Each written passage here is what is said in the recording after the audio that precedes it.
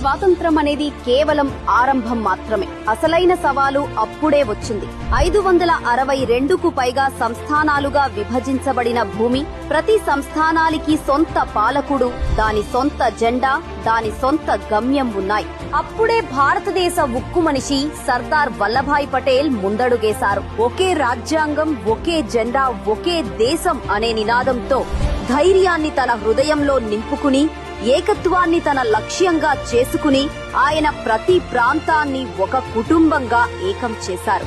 కశ్మీర్ నుండి కన్యాకుమారి వరకు, కచ్ నుండి కామరూపు వరకు మన బలం ఇకపై మన తేడాలలో కాదు, మన ఐక్యతలో ఉందని చాటి చెప్పారు.